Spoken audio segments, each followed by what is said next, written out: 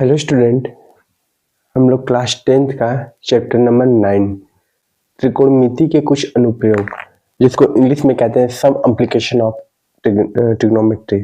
ठीक है, इसमें ट्रिग्नोमेट्री के एप्लीकेशंस को हम लोग यूज करेंगे, अनुप्रयोग को यूज करेंगे। ये चैप्टर बहुत अच्छा चैप्टर है। ठीक है, इसमें हम लोग इसमें एक ही प्रश्नावली है। हम लोग सारे क्वेश्चन को एक ही प्रश्नावली में सॉल्व करने की कोशिश करते हैं। जितने भी क्वेश्चन सॉल्व होंगे हम लोग करेंगे। उसके बाद अगर वीडियो ज़्यादा लंबा होगा तो हम लोग नेक्स्ट वीडियो में उसको कवर कर लेंगे। मतलब 2 वीडियो में हम लोग इस प्रश्नावली को कवर कर लेंगे। ये 1 शॉर्ट वीडियो है। ठीक है, तो ये बहुत इंपॉर्टेंट वीडियो है। सभी बच्चे इसे ध्यान से देखेंगे क्योंकि एग्जाम में इससे क्वेश्चन आ जाते हैं। ओके,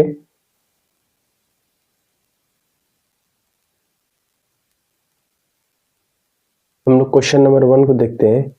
क्वेश्चन नंबर 1 क्या है बच्चों?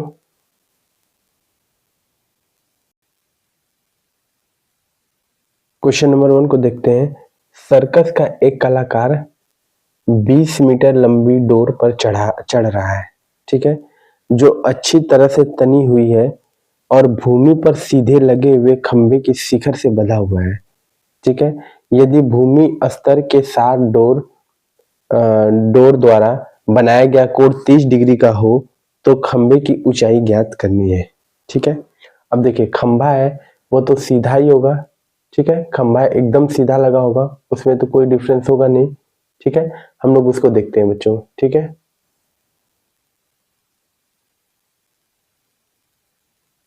ठीक है बच्चों, सबसे पहले हम लोग इसके फिगर्स को देख लेते हैं। अगर फिगर क्लियर रहेगा तो क्वेश्चन आसानी से बन जाएंगे। देखिए कहीं भी खंभा होगा तो कुछ इसी प्रकार होगा प्यारे बच्चों, ऐसे ही होगा। ठीक है, ये मान लीजिए खंभा है।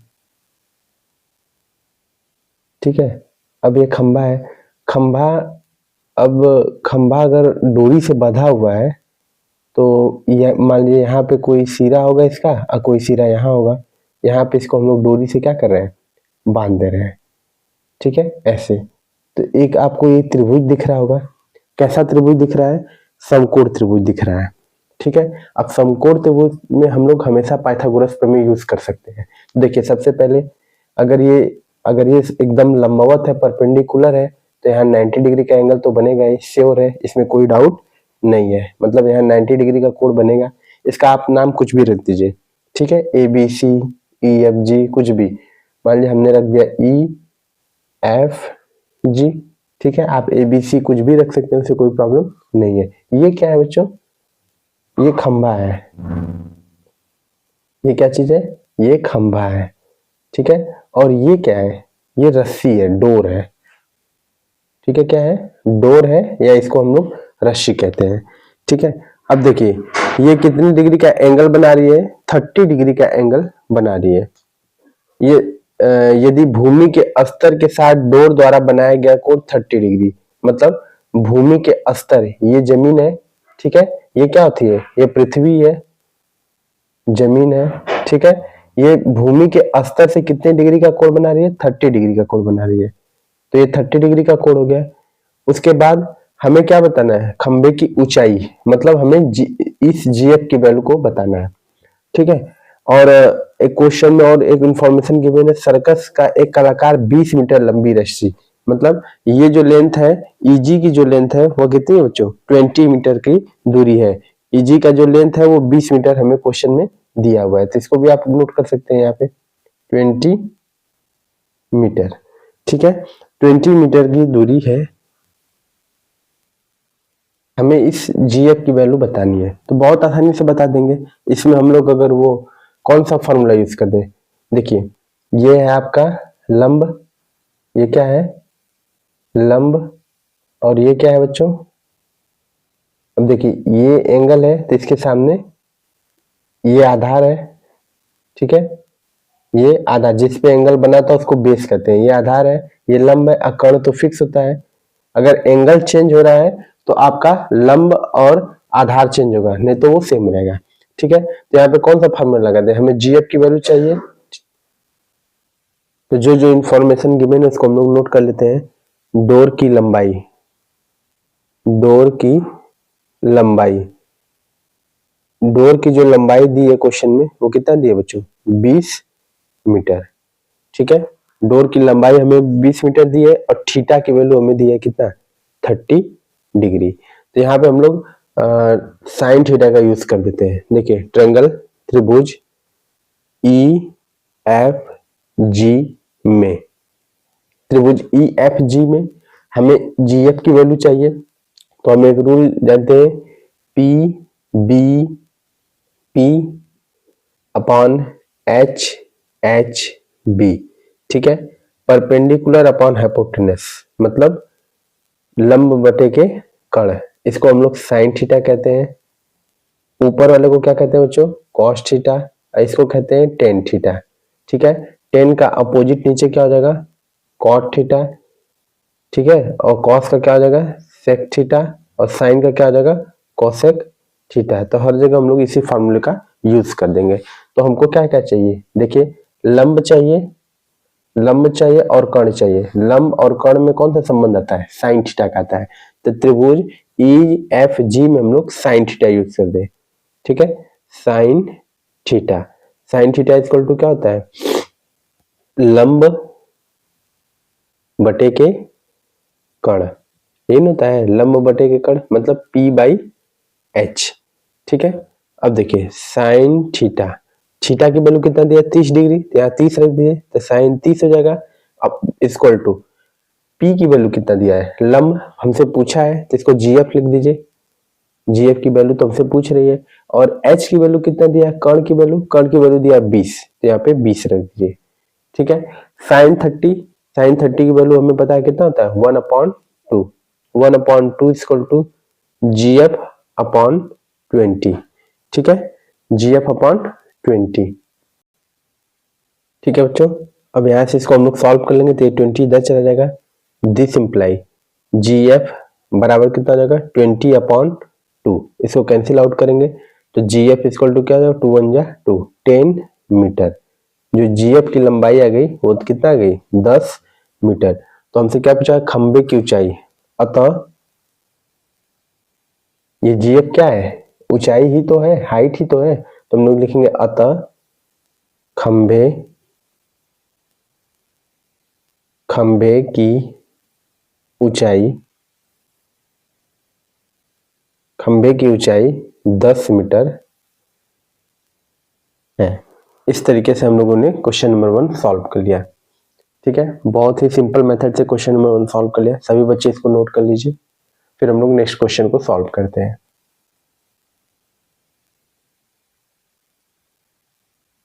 ठीक है बच्चों, अब हम लोग क्वेश्चन नंबर 2 देखते हैं। क्वेश्चन नंबर 2 क्या है, ये बहुत इंपॉर्टेंट क्वेश्चन है, क्वेश्चन नंबर 2।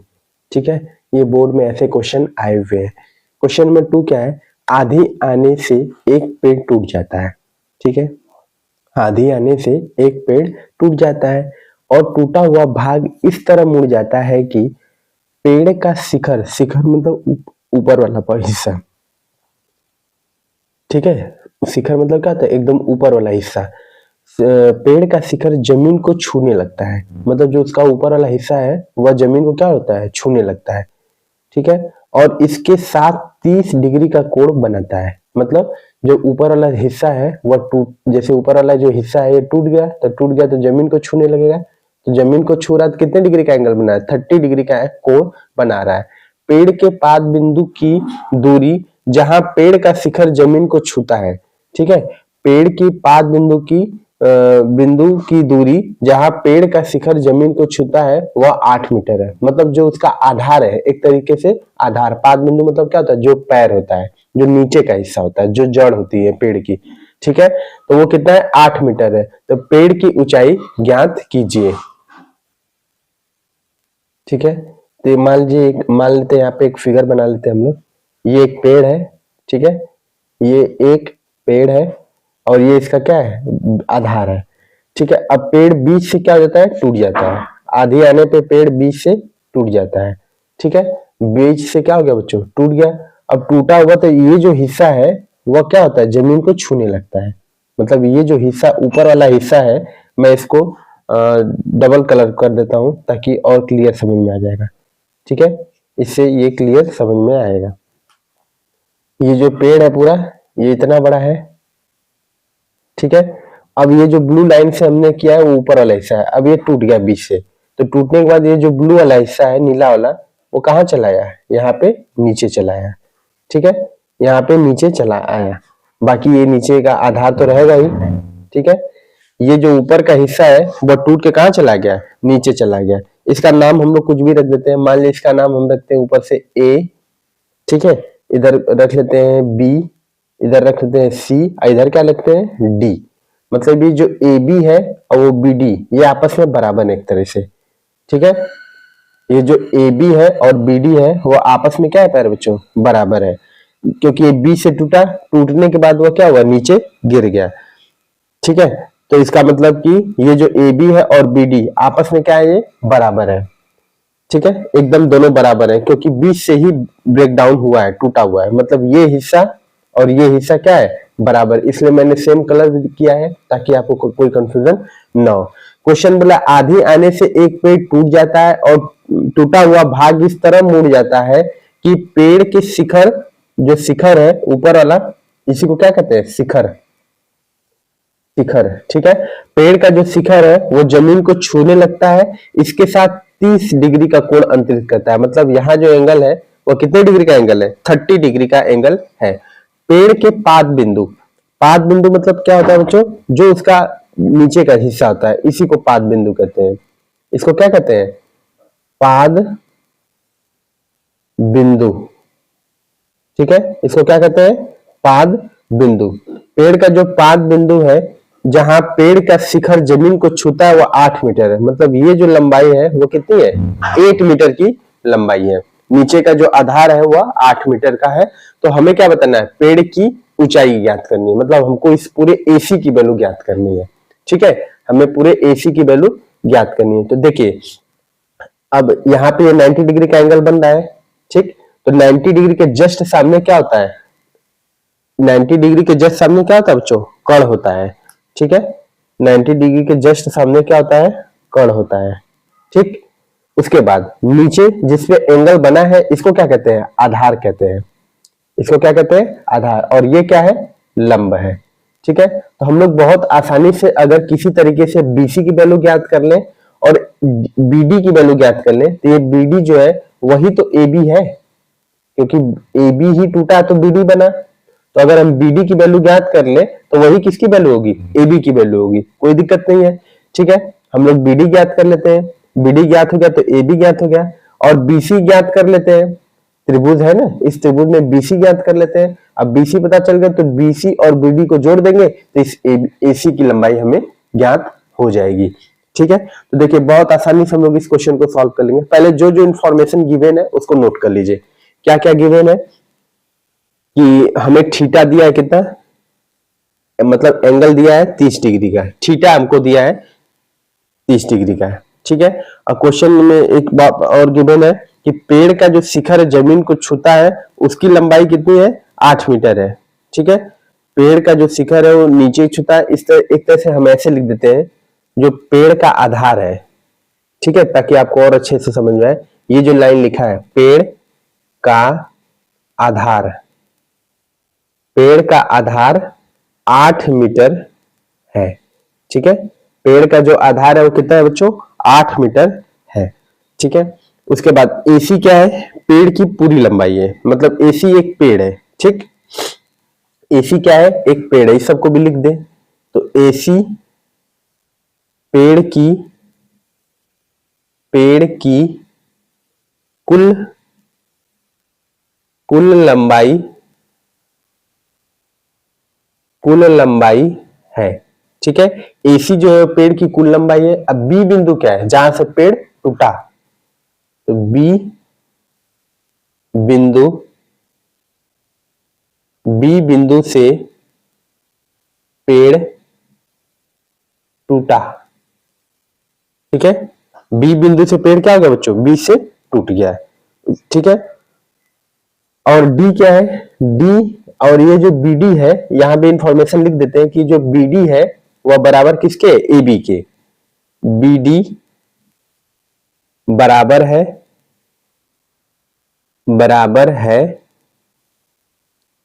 ए बी के। ठीक है, ये जो बी डी है वो बराबर किसके, ए बी के, क्योंकि ए बी टूटा तो बी डी बना। ठीक है, अब यहाँ पे कोई दिक्कत नहीं है। अब इस क्वेश्चन को हम लोग बहुत आसानी से सॉल्व कर लेंगे। देखिए हमें बीसी की वैल्यू चाहिए बच्चों, तो बीसी कैसे निकल सकता है। देखिए इस triangle B D C B या बी सी डी में इस त्रिभुज में आ जाइए। ठीक है, अब हमको आधार अगर पता है, ठीक, तो कर्ण में भी संबंध है आधार का और लंब में भी संबंध है, तो हम लोग इसको आसानी से, बहुत आसानी से निकाल सकते हैं। ठीक है, बहुत ही आसानी से हम लोग इसकी वैल्यू ज्ञात कर सकते हैं। तो देखिए कौन सा रूल यूज होता है, अभी मैंने पीछे बताया, P B P H H B. ठीक है, पहला वाला क्या होता है, साइन थीटा, दूसरा वाला कॉस थीटा, तीसरा वाला टेन थीटा, इस साइन का उल्टा कोसेक थीटा, कॉस का उल्टा सेक थीटा और टेन का उल्टा कॉट थीटा। ठीक है, तो हम लोग बहुत आसानी से इसको सॉल्व कर लेते हैं। किसी भी त्रिभुज को ले लेते हैं, किसी भी त्रिभुज का मतलब त्रिभुज तो एक ही है, लेकिन नाम आप कैसे भी लिख सकते हैं, चाहे आप डी सी बी लिखे या बी सी डी लिखे, दोनों ही सेम है, कोई दिक्कत उसमें नहीं है। ठीक है, तो हम लोग नाम लिख लेते हैं कि त्रिभुज डी सी बी में। ठीक है, त्रिभुज डी सी बी में, इस त्रिभुज की हम लोग बात कर रहे हैं। अब देखिए लंब और आधार में कौन सा संबंध होता है, लंब बटे के आधार, मतलब perpendicular upon base, perpendicular upon base, लंब बटे के, ये क्या होता है लंब, ये क्या है आधार है, परपेंडिकुलर को क्या कहते हैं लंब, इस बी को क्या कहते हैं आधार। तो लंब बटे के आधार कौन सा संबंध हमको, कौन सी त्रिकोणमितीय फलन दे रहा है, टेन थीटा, तो हम लोग इसमें टेन थीटा लगा देते हैं डीसीबी में, डीसीबी में सबसे पहले हम लोग क्या लगाते हैं पहले बच्चों, टेन थीटा, तो लिखेंगे टेन थीटा बराबर, टेन थीटा बराबर क्या होता है, लंब बटे के आधार, क्या होता है लंब बटे के आधार, टेन थीटा इक्वल टू क्या होता है, लंब बटे के आधार। ठीक है, यहां तक किसी को कोई दिक्कत नहीं है। अब देखिए टेन थीटा, थीटा की वैल्यू हमें ज्ञात है, थीटा की वैल्यू कितनी है बच्चों, थीटा की वैल्यू हमको दिया 30 डिग्री। ठीक है, बराबर लंब की वैल्यू कितनी है, तो लंब की वैल्यू हमें पता नहीं है, तो हम यहाँ पे इसका नाम रख दें, लंब की वैल्यू क्या है बीसी, तो बीसी रख दीजिए, बटे के आधार, आधार कितना है 8 मीटर, तो यहाँ 8 रख दीजिए। ठीक है, यहाँ पे कोई दिक्कत नहीं है। टेन 30 कितना होता है, टेन 30 की वैल्यू होता है 1/√3। अब हम लोग यहाँ पे सॉल्व कर लेते हैं नेक्स्ट स्टेप, टेन 30 की वैल्यू कितनी होती है 1/√3, this imply 1/√3 is equal to, अब देखिए BC बाई 8। ठीक है, अब इसका क्रॉस मल्टीप्लिकेशन कर दे, तिरिये का गुणा कर दे, तो ये हो जाएगा, ये BC इधर चला जाएगा, this imply sorry 8/√3 is equal to BC। ठीक है, हमने BC की वैल्यू ज्ञात कर ली। ठीक है, अब BC की वैल्यू ज्ञात कर ली, अब अभी हमको एक इंफॉर्मेशन और गिवन करना है, मतलब एक इंफॉर्मेशन हमें और निकालना है। एक तो इंफॉर्मेशन हमने निकाल ली BC की, अब हमें किसकी वैल्यू चाहिए, BD की चाहिए, क्योंकि BD की वैल्यू जब ज्ञात करेंगे तभी हम लोग आगे AB की कर सकते हैं, क्योंकि BD और AB आपस में बराबर है। ठीक है, तो देखिए BD कैसे ज्ञात करेंगे, तो अब इसमें बहुत आसानी से फिर से इसी त्रिभुज में, सेम त्रिभुज लेना है, इसी त्रिभुज में हम लोग आ जाइए फिर से। देखिए फिर से आधार लंब में हमने संबंध स्थापित किया, किसके वजह से, टेन थीटा की वजह से। अब फिर से आधार और कर्ण में हमें संबंध स्थापित करना है, आधार और कर्ण, तो आधार और कर्ण में कौन सा संबंध है, कॉस थीटा का है, क्लियर दिख रहा है B/H कॉस थीटा। तो फिर से इसी त्रिभुज में ट्रायंगल DCB में लिखेंगे त्रिभुज DCB में, फिर से इस ट्रायंगल में DCB में, DCB, इसमें हम लोग क्या लगा दें इस बार बच्चों, कॉस थीटा की वैल्यू लगा दें, कॉस थीटा, तो थीटा कितना है 30 डिग्री है, तो हर जगह 30 ही होगा, तो कॉस 30। ठीक है, या आप चाहे तो डायरेक्ट पहले फार्मूला लिख लें, फिर उसके बाद स्टेप बाय स्टेप सॉल्व करें। तो आप लिख लीजिए यहाँ पे cos theta, cos theta equal to क्या होता है, कॉस थीटा की वैल्यू क्या होती है बच्चों, आधार बटे के कण, क्या होता है, आधार बटे के कण, ठीक है, आधार बटे के कण। कॉस कितना है थीटा 30, तो कॉस 30 लिख दें, कॉस 30 बराबर आधार कितना है बच्चों 8 है, 8 लिख दीजिए, कण नहीं पता तो इसकी वैल्यू लिख दीजिए क्या है, डीबी या बीडी, एक ही बात है, कोई दिक्कत नहीं है। कॉस 30, ठीक है, कॉस 30 की वैल्यू कितनी होती है, √3/2।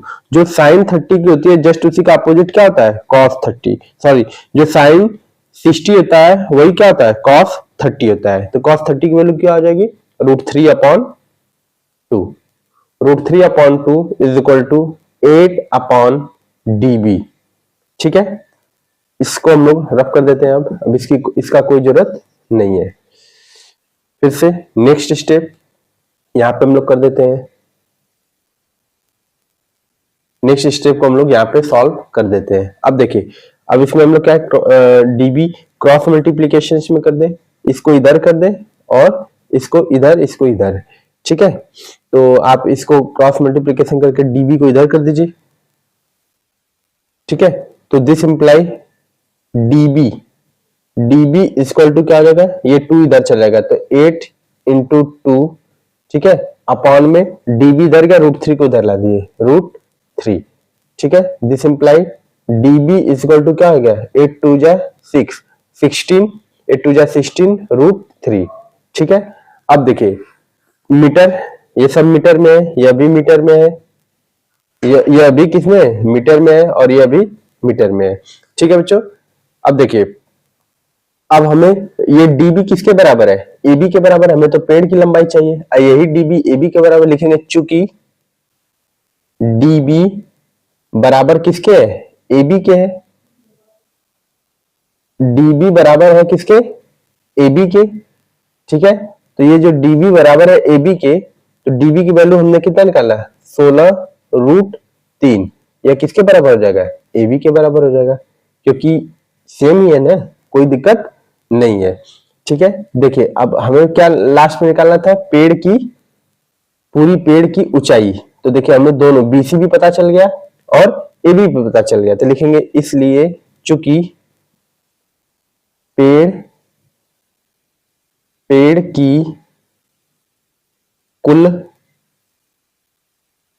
की कुल लंबाई लिखें या फिर ऊंचाई लिखें, कोई दिक्कत नहीं है। पेड़ की कुल ऊंचाई, पेड़ की जो कुल ऊंचाई है वह किसके बराबर है बच्चों, देखिए पेड़ की जो कुल ऊंचाई है AB प्लस BC के बराबर है, ठीक है। और AB की वैल्यू आपको पता है क्वेश्चन में क्या दी, अभी निकाले हम लोग, AB की वैल्यू 16/√3 प्लस BC की भी वैल्यू निकाले 8/√3, ठीक है, 8/√3। अब यहाँ पे क्या करेंगे, देखिए √3 एलसीएम ले लेंगे, लसा ले लीजिए, √3 क्या आ जाएगा, लसा हो जाएगा, तो √3 लसा हो जाएगा, तो ऊपर क्या आ जाएगा 16 + 8, ठीक है। अब इसको भी सॉल्व कर लेते हैं हम लोग इधर,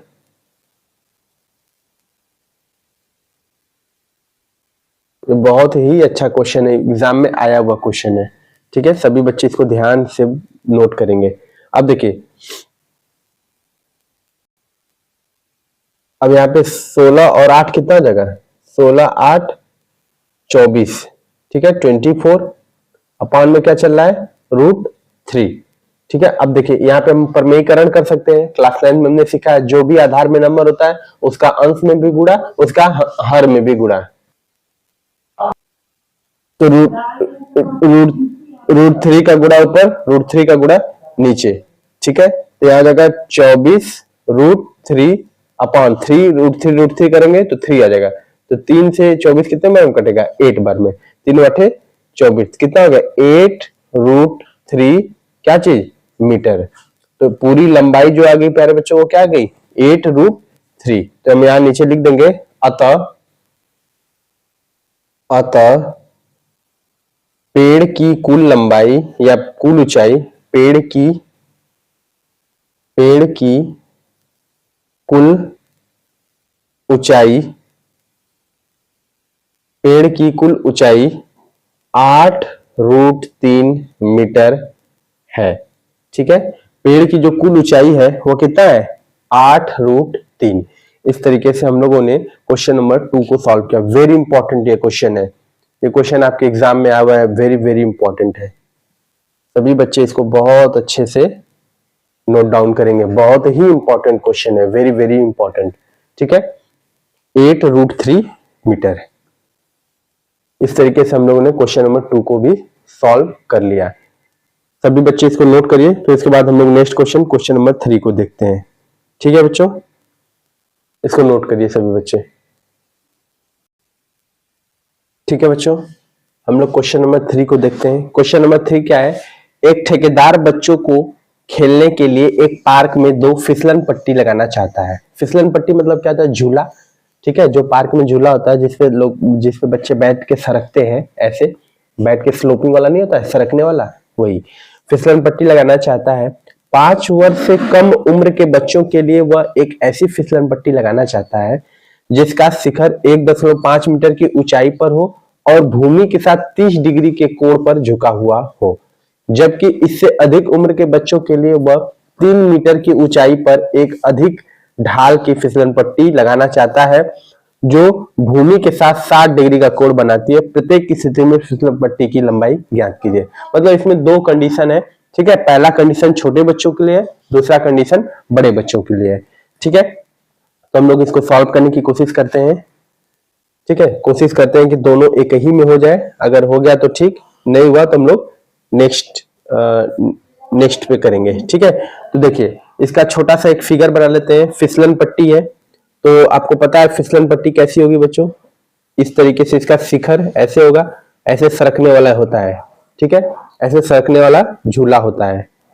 ठीक है, इसका नाम आप कुछ भी रख सकते हैं। मान लीजिए इसका नाम हमने रख दिया ABC। क्या नाम रख दिया, ABC। ठीक है, क्वेश्चन में बोला है कि फिसलन पट्टी लगाना था 5 वर्ष से कम उम्र के बच्चों के लिए एक ऐसी फिसलन पट्टी लगाना चाहता है जिसका शिखर 1.5 मीटर है।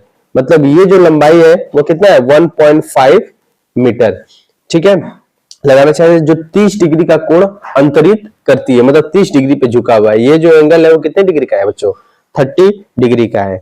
ठीक है, उसके बाद हमें आधार और कर्ण दोनों ही नहीं पता है। ये क्या है, आधार है, ये आधार है फिसलन पट्टी का, ये फिसलन पट्टी की लंबाई है, और ये क्या है, मतलब ये कर्ण है जो फिसलन पट्टी है, यही फिसलन पट्टी, इसी पे बच्चे सरकेंगे।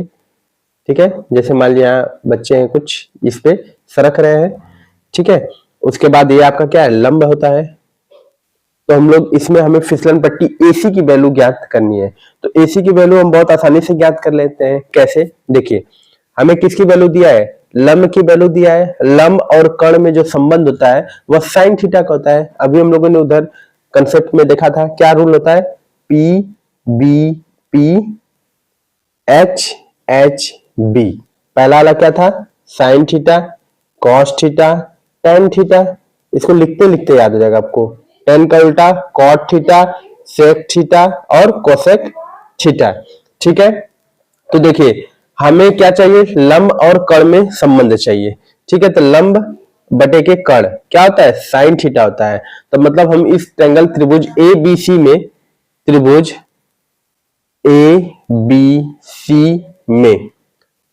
ABC में, अच्छा एक चीज और नोट कर लेते हैं, ये जो कंडीशन है किसके लिए है, ये 5 वर्ष से कम उम्र वाले, ये जो कंडीशन हम लोग सॉल्व कर रहे हैं वो किसके लिए कर रहे हैं, 5 साल से कम उम्र वाले। नोट कर लेते हैं, 5 वर्ष से कम उम्र, 5 वर्ष से कम उम्र। ठीक है, 5 वर्ष से कम उम्र के लिए हम लोग ये वाला कंसेप्ट लगा रहे हैं। तो देखिए त्रिभुज ABC में, ठीक है, ये 90 डिग्री का एंगल है। फिसलन पट्टी की लंबाई हमें ज्ञात करना है, मतलब ये AC की लंबाई ज्ञात करना है क्योंकि बच्चे इसी पे सरकेंगे। ठीक है, तो देखिए त्रिभुज ABC में हमें क्या लगाना है, हमें क्या क्या वैल्यू पता है, लंब पता है। ठीक है, लंब पता है और थीटा, तो जो जो ज्ञात है उसको भी लिख लेते हैं। हमें लंब की वैल्यू पता है कितनी, 1.5 और थीटा हमको दिया था 30 डिग्री। ठीक है, ये दो इंफॉर्मेशन हमें गिवन थी। तो त्रिभुज एबीसी में हम लोग क्या लगा देते हैं, साइन थीटा लगा देते हैं। Sine theta, sine theta equal to क्या होता है बच्चों, लंब बटे के क्या होता है, कर्ण होता है। ठीक है, साइन थीटा, साइन थीटा की वैल्यू दिया 30 डिग्री, साइन 30 बराबर लंब की वैल्यू कितना है 1.5 अपॉन कर्ण की वैल्यू नहीं पता है, तो यहाँ पे नाम हम लोग एसी रख देते हैं। ठीक है, एसी रख देते हैं। अब देखिए, अब हम लोग यहाँ पे सॉल्व कर लेते हैं, इस इंफॉर्मेशन को रब कर देते हैं। ठीक है, इसकी तो कोई जरूरत है नहीं। अब देखिए साइन 30 की वैल्यू कितना होता है 1/2, तो ये होगा 1/2 इज इक्वल टू 1.5 अपॉन में AC, ये क्रॉस मल्टीप्लीकेशन कर देंगे तो AC इज इक्वल टू क्या हो जाएगा 1.5 इंटू में 2, तो AC इज इक्वल टू कितना होगा 15 टू 30। ठीक है, यहाँ पे पॉइंट लग जाएगा, क्या चाहिए मीटर की सेंटीमीटर, मीटर।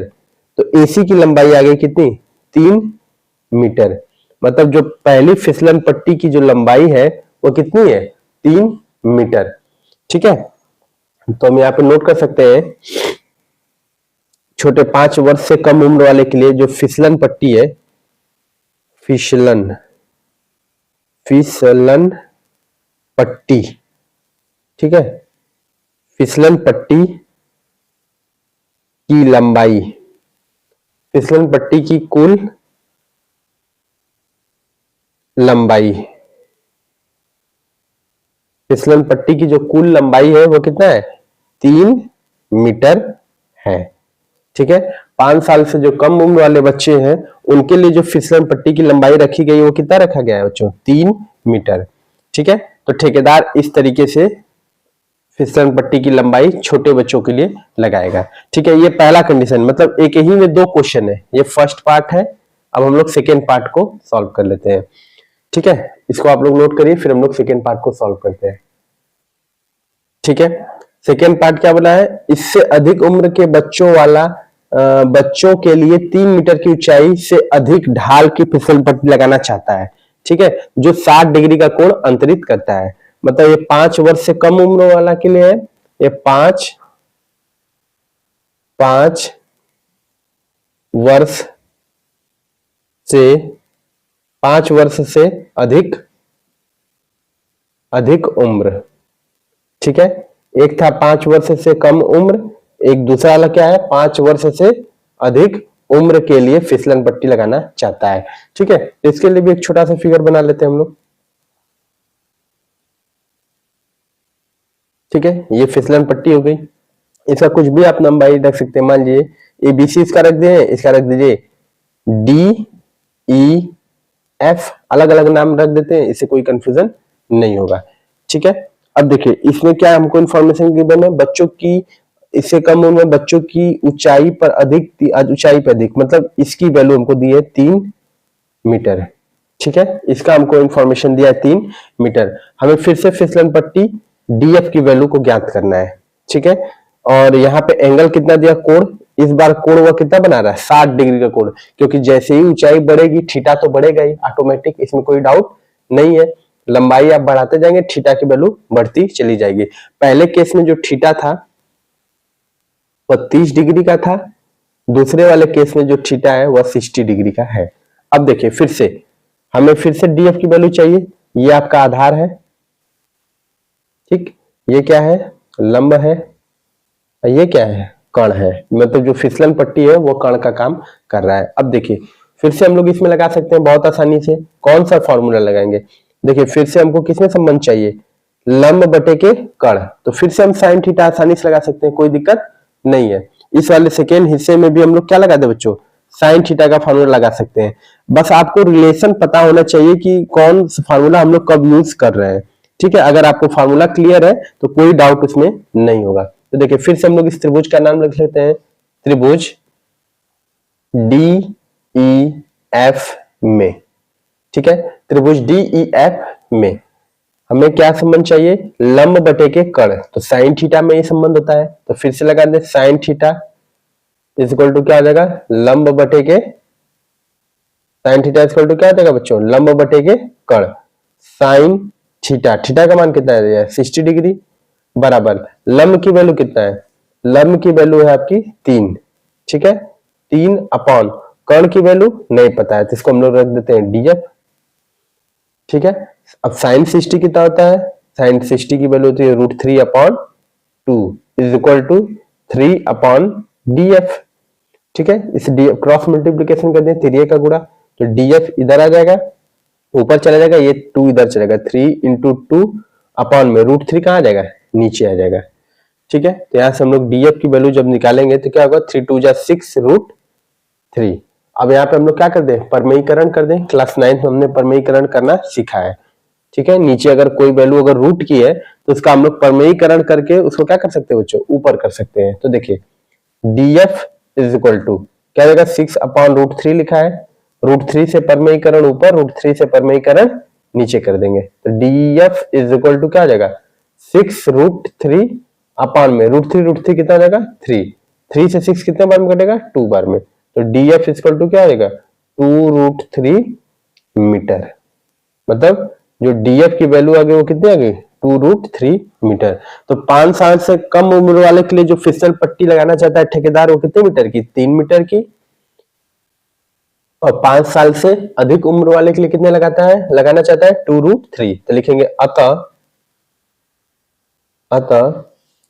5 वर्ष से अधिक 5 वर्ष से अधिक उम्र, ठीक है, 5 वर्ष से अधिक उम्र के बच्चों की फिसलन पट्टी, ठीक है, फिसलन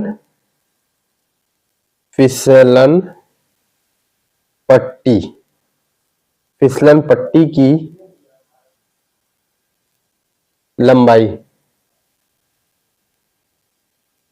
फिसलन पट्टी की लंबाई कितना 2√3 मीटर होगी, ठीक है। 5 वर्ष से अधिक उम्र के बच्चों की फिसलन पट्टी की कुल लंबाई 2√3 मीटर होगी। इस तरीके से हम लोग बच्चों क्वेश्चन नंबर 3 को भी सॉल्व कर लिए। सभी बच्चे इसको अच्छे से नोट कर लिए, फिर हम लोग नेक्स्ट क्वेश्चन को सॉल्व करते हैं, ठीक है। बहुत इंपॉर्टेंट यह भी क्वेश्चन था। देखिए दोनों ही हिस्से हम लोगों ने एक ही वीडियो में बना लिए, मतलब एक ही बार में हम लोगों ने दोनों पार्ट को सॉल्व कर लिया। आप सभी लोग इसको नोट करिए, फिर हम लोग क्वेश्चन नंबर 4 को देखते हैं, ठीक है बच्चों। क्वेश्चन नंबर 4 क्या है, भूमि के एक बिंदु से जो मीनार के पाद बिंदु से 30 मीटर की दूरी पर है, ठीक है। भूमि के एक बिंदु से जो मीनार, मतलब जो खंभा है, मीनार है, वह पाद बिंदु से 30 मीटर की दूरी पे है, ठीक है। यदि मीनार के शिखर का उन्नयन कोण 30 डिग्री हो तो मीनार की ऊंचाई ज्ञात कीजिए, ठीक है। उन्नयन कोण क्या होता है, एंगल ऑफ एलिवेशन। उन्नयन कोण को क्या कहते हैं बच्चों, उन्नयन, ठीक है। इसको अभी हम लोग फिगर में समझ लेते हैं, इसको इंट्रोडक्शन वीडियो में ये हुआ है, लेकिन हम लोग समझ लेते हैं यहीं पे। उन्नयन कोण, ठीक है, उन्नयन कोण हमको कितना दिया है 30 डिग्री दिया है, ठीक है, जिसको हम लोग इंग्लिश में क्या कहते हैं, एंगल ऑफ एलिवेशन,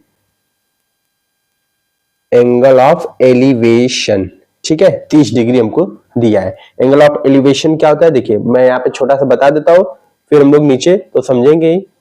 इसी डिग्री को, ये जो थीटा होता है, इसी को क्या कहते हैं, एंगल ऑफ एलिवेशन, इसी को कहते हैं हम लोग एंगल ऑफ एलिवेशन, ये जो एंगल है, ठीक है। अब देखिए अभी हम लोग बड़ा फिगर बनाएंगे तो उसमें समझ ही लेंगे। उसके बाद हमको क्या क्वेश्चन में और इंफॉर्मेशन है कि भूमि के एक बिंदु जो मीनार के पाद बिंदु से 30 मीटर की दूरी पे है, ठीक है। हमको दूरी दिया हुआ है कितना, 30 मीटर की दूरी पे है, ठीक है। उन्नयन कोण दिया है और दूरी हमको दिया है, तो हमें क्या बताना है, मीनार की ऊंचाई, हाइट बतानी है हमको, ठीक है। तो यहाँ पे हम लोग फिगर को समझ लेते हैं तो क्लियर बात और हो जाएगी। तो देखिए एक बड़ा सा फिगर बना लेते हैं, ठीक है बच्चों, ये फिगर हो गया, ठीक।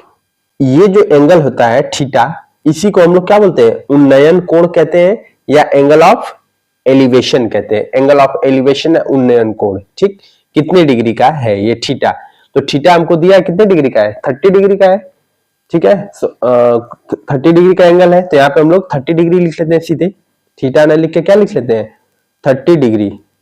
ठीक, उसके बाद हमें क्या दिया है, उसके बाद हमें दिया है कि जो भूमि के एक बिंदु से, मान लीजिए भूमि का एक बिंदु ये, एक बिंदु ये, दो ही बिंदु भूमि पे है, एक बिंदु ये, एक बिंदु ये नीचे वाला क्या है, भूमि ही तो है। ठीक, जिसको हम लोग आधार कहते हैं वही तो भूमि है। ठीक, आधारी भूमि होती है, भूमि है। भूमि का दो बिंदु है, भूमि के एक बिंदु से, पहला बिंदु दूसरा बिंदु, जो मीनार के पाद बिंदु से। अब देखिए मीनार का पाद बिंदु क्या होता है, मतलब मीनार का जो आधार होता है, पाद बिंदु का मतलब क्या है, मीनार का जो आधार है, बेस है, उसी को हम लोग पाद बिंदु कहते हैं।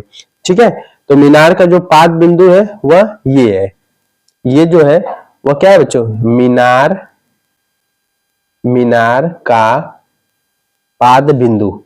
ठीक, पाद बिंदु, क्योंकि यही मीनार है, ये मीनार है, ये क्या है, मीनार है।